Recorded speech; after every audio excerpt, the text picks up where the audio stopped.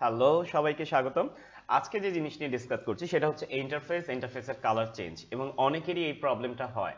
যেমন ধরেন আমি এখন ফটোশপ ওপেন করলাম, তো অ্যাডোবি ফটোশপ, ওকে আচ্ছা, অ্যাডোবি ফটোশপ যখন ওপেন করলাম, ওপেন করার পর আমাদের কাছে একটা প্রবলেম হয় যখন আমরা ধরেন কোনো ছবি আনি, এই যে এইরকম একটা ইন্টারফেস চলে আসে, হয়তো বা এইরকম আসতে পারে বা আপনার এইরকম আসতে পারে।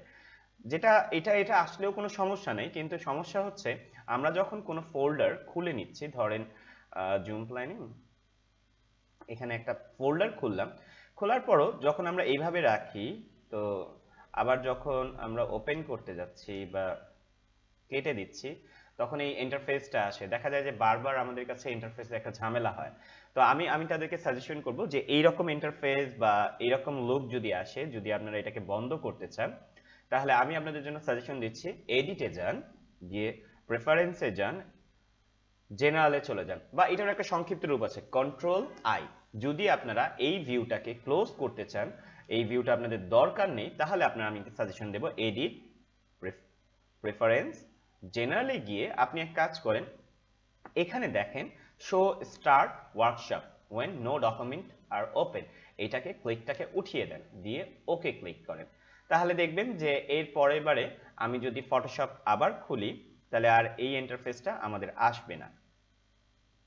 একটু ওয়েট করি, ওকে, দেন এই দেখেন একেবারে প্লেন স্ক্রিন চলে এসে। তো অনেকেরই প্রবলেম হয়, আপনারা এই জিনিসগুলোকে সেটিং করে নেন। তো এডিট আবার দেখায়, প্রেফারেন্স, জেনারেল, এই যে show startup workshop when no document open, এটাকে ক্লিকটাকে উঠিয়ে দেবেন, তাহলে আপনার ছবির পিছে এই ইন্টারফেসটা পিছে আর দেখাবে না। সো এটা হলো একটা। এবার আমি যদি ধরেন আমার এই ইন্টারফেসের পুরো কালারটাকে আমি একটু চাচ্ছি যে অন্য কোনো কালার করব, রাইট? তাহলে আমাকে কি করতে হবে, এডিটে গিয়ে প্রেফারেন্সে গিয়ে আমি এক কাজ করি, জেনারেল চলে যাই, বা আমরা এটাকে না চেপে কন্ট্রোল কে চাপ দিলেও সংক্ষিপ্ত কিন্তু চলে আসলো। এখানে গিয়ে দেখি আমি ইন্টারফেস, যে জায়গা আমরা ইন্টারফেসের কালার আমরা আমাদের মতো করে চেঞ্জ করতে পারবো। আপনার যদি ব্ল্যাকের সমস্যা হয়, আপনার ব্ল্যাক দেখতে যদি চোখের মধ্যে লাগে, তাহলে আপনি হোয়াইট করে ফেলতে পারেন। আপনি যদি মনে করেন গ্রে লাগবে, গ্রে করে ফেলতে পারেন। আপনার যদি মনে হয় যে আপনি ডিফল্ট কোনো কালার করতে চাচ্ছেন, সেটাও করতে পারবেন।